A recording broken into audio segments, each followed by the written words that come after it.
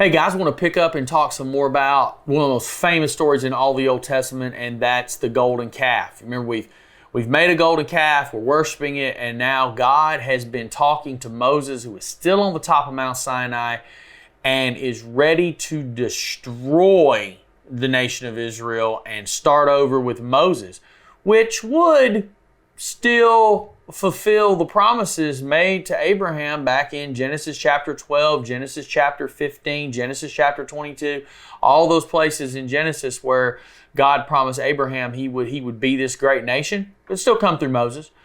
But Moses intercedes for the people and he appeals to God. And I think this is so fascinating. It starts in verse 11. It says, "But Moses tried to pacify the Lord his God. 'O Lord,' he said, 'why are you so angry with your own people whom you brought from the land of Egypt with such great power and such a strong hand?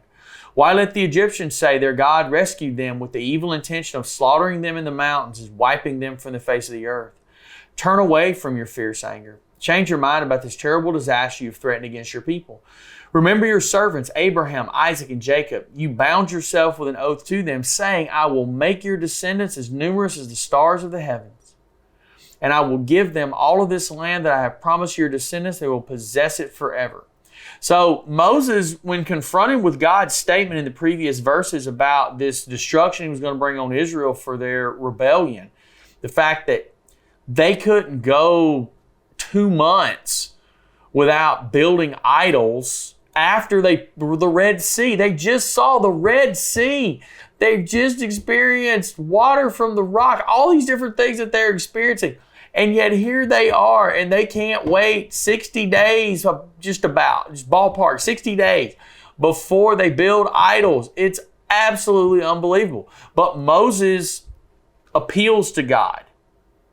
So Moses' prayer here wasn't really long, but it was a very passionate and a very strong prayer. And he appeals to God in several ways in this. First, he talks about your own people who you brought from the land of Egypt. So the first thing Moses does is he gives the people back to God, right? Because in the previous verses, God kind of gave the people to Moses. He's like, these people you lead, your people. And Moses says, no, these are your people, Lord. They belong to you. They don't belong to me. I'm simply your messenger. So Moses is saying, I'm not their God, you are. And then he says that you brought out of the land of Egypt, right? So he appeals to God on the basis of God's grace. Did the Israelites deserve to be brought out of the land of Egypt? No.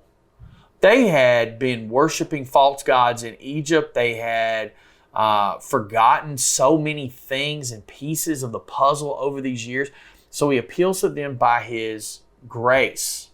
So Moses says, these are your people and your grace saved them, and Lord, your grace should sustain them. I mean, Moses had compassion for them, right?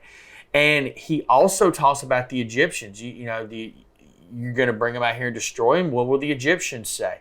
So now he appeals to God's glory. Two of God's greatest characteristics is grace and his glory, right? Because God deserves praise. He has earned his glory. He is the one that deserves it. And so Moses is saying this will discredit you in the eyes of these other nations. They'll think you are cruel. They'll think you are not faithful if you desert them and kill them. So he gives them these things. They're your people, not mine. You showed them grace already. Lord, show them grace again. And Lord, remember your own glory. So Moses' prayer, and let's see God's response tomorrow.